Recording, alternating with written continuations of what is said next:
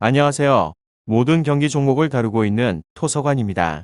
하루도 빠지지 않고 많은 경기들의 조합픽을 프리미엄 정보방에서 매일 공유하고 있습니다. 참여를 원하시는 분들은 영상 하단 댓글 보시면 오픈 채팅 링크 있으니 문의 주시길 바라며 구독과 좋아요 한 번씩 부탁드리겠습니다. 그럼 이번 경기 정보 시작하겠습니다. 웨스트햄 세비야 축구와 관련하여서 1차전에서는 세비야가 홈에서 한 골차 승리를 거뒀었습니다. 웨스트햄은 3월 이후 벌써 5번째 경기로 그리고 그 기간 리그에서 리버풀에 패배를 하였고 FA컵에서는 4승의 패에 탈락했습니다. 유로파 16강 1차전에서도 세비야에 패하는 등 흐름이 좋지 않았습니다. 그렇지만 지난 주말 리그에서 빌라를 잡으며 반등의 서막을 알린 곳으로 자국이 침략을 당하면서 경기에 집중을 할 수 없었던 야르몰렌코가 선제골을 넣으며 부활을 알렸고 포르날스가 모처럼 골맛을 봤습니다. 최전방 스트라이커인 안토니오에 의존을 하지 않았던 점이 인상적이었는데 란치니와 벨라마가 이 선을 장악했습니다. 다음으로 세비야는 1차전을 승리를 하였기에 유리한 고지에서 경기에 나설 수 있습니다. 패하지만 않으면 유로파 8강으로 갈 수 있는 상황으로 그렇지만 최근 리그에서 나온 원정 경기력은 우려스럽습니다. 지난 주말에도 리그 하위권 팀인 라요를 상대로 90분간 6개의 슈팅도 기록을 하지 못했는데 이 경기에서도 고전을 할 수 있기도 하고 그렇지만 쿤데와 나바스를 중심으로 안정적인 수비 라인이 있기도 하고 델라이니와 라키티치가 중원을 책임질 수 있습니다. 부상에서 돌아온 마샬은 하파미르의 공격 부담을 덜어줄 수 있는 선수입니다. 웨스트햄 세비야 이 두 곳에 있어서 웨스트햄의 승리를 예상하고 있는데 홈의 경기력이 특히나 탁월한데 페르난두와 파프 고메즈가 부상 중인 세비야 상대로 수책과 데클란, 라이스의 중원 조합이 확실하게 우위를 점할 수 있기도 합니다.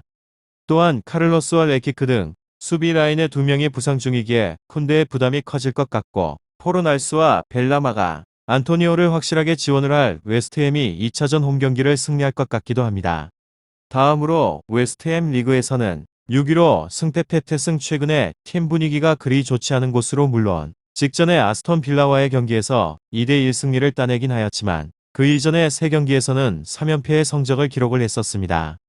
특히나 세비야와의 1차전에서 답답한 모습을 보이면서 0대1의 패배를 당한 것은 아쉬운 부분으로 이로 인해서 이번 경기 반드시 승리가 필요한 상황이기도 합니다. 이곳은 다만 스쿼드 상황이 그리 좋지 않습니다.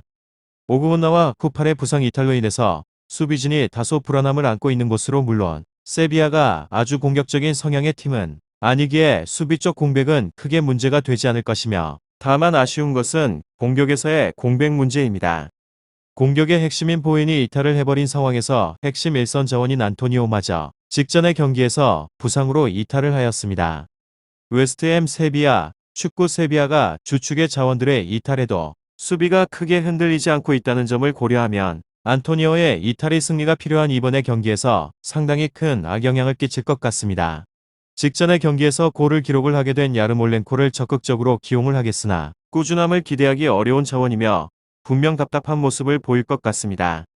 다음으로 세비야는 리그에서는 2위로 패승무승무, 최근 팀 성적이 아주 좋다고는 할 수 없는 곳으로 물론 4경기에서 2승 2무의 성적을 기록을 하면서 지지 않는 모습을 보이곤 있으나 라요나 알라베스 같은 하위 전력의 팀들을 상대로 2무를 기록했다는 점이 다소 아쉽기도 합니다. 확실하게 상대를 공격적으로 압박을 하는 컬러의 팀이 아닌 만큼 소극적인 대응을 하는 팀에게 있어서는 다소 어려움을 느끼고 있는 중입니다. 다만 밸런스를 중시하는 로페테기 감독의 성향이 이번 경기에 있어서는 큰 힘이 될 것으로 예상을 해볼 수 있는데 이미 1차전에서는 1대0의 승리를 따냈기에 최소 무승부만 거둔다고 해도 다음 라운드 진출이 가능합니다. 현재 카를로스나 몬티엘이 이탈한 상황이라 수비 밸런스를 무너뜨린다면 다실점의 가능성도 있습니다. 웨스트햄 세비야 때문에 라인을 크게 올리지 않고 템포를 늦추는 지공 성향의 흐름을 보일 것 같고 단조로운 로빙 패스 시도가 잦을 것이나 이를 확실하게 따낼 수 있는 미르나 엔네시리 같은 자원들을 갖췄기에 어느 정도 위협이 될 수 있을 것 같습니다. 적극적으로 대응을 하진 않겠으나 상대 수비에게 다소 위협적인 느낌은 줄 것으로 기대가 됩니다.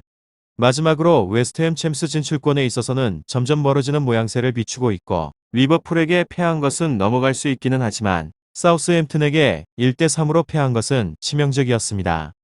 안토니오, 보웬이 둘 다 이탈한 것은 치명적으로, 물론 안토니오는 부상 의심 단계이기는 하지만 부위가 햄스트링이라 뛸 수 있다고 하더라도 정상적인 경기력은 아닐 가능성이 높습니다. 득점이 필요한 상황에서 굉장히 큰 악재로 두 선수가 웨스트햄 리그 득점의 33%를 책임지고 있다는 점에서 득점력에는 큰 감소가 필연적일 수밖에 없습니다. 그리고 세비야는 리그 우승에 있어서 레알 마드리드가 크게 미끄러지지 않는 이상 불가능합니다. 우선적으로 챔스권을 사수하는 편이 현실적인 목표로 바르셀로나가 덜 치른 한 경기를 이긴다고 해도 승점 2점 차이이기 때문에 순위 유지와 챔스권 사수는 무난할 것으로 보입니다. 전통적으로 유로파 강자였던 기세를 이어갈 수 있을지 의문으로 원정에서는 다득점을 기대할 수 없습니다. 공격 라인에 누수가 있는 것도 있고 슈팅 전환율이 7%로 홈에 비해서 2배 이상 줄어들기 때문입니다. 웨스트햄 세비야 축구 잘 알아보시고 좋은 결과 얻어보시길 바랍니다. 유익한 정보가 되셨다면 구독과 좋아요 한 번씩 부탁드립니다. 그리고 최종 조합과 정답치는 항상 프리미엄 정보방에서 항상 공유하고 있으니 참고해 주시고 이번 영상 마무리하겠습니다.